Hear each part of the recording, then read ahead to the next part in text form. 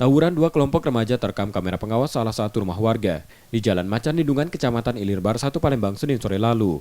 Tawuran gagal setelah pedagang makanan di lokasi melerainya dengan mengejar mereka. Peristiwa terjadi saat kelompok remaja diduga berasal dari salah satu sekolah menengah pertama mendatangi seorang remaja yang tengah membeli makanan menggunakan sepeda motor. Dari keterangan pedagang, sebelumnya para remaja ini juga sempat terlibat tawuran di tempat lain. Saat dilerai, remaja ini kabur dengan meninggalkan sepeda motor mereka. Tahu-tahu didatangi sejumlah rombongan yang sedang jajan tadi anak-anak, terus mereka udah saling kenal.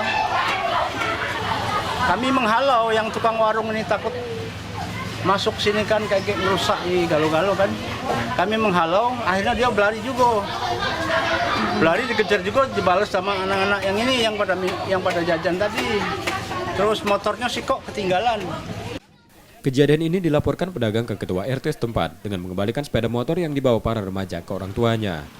Reski Oktora, Muklas Diferensial, Kompas TV, Palembang, Sumatera Selatan.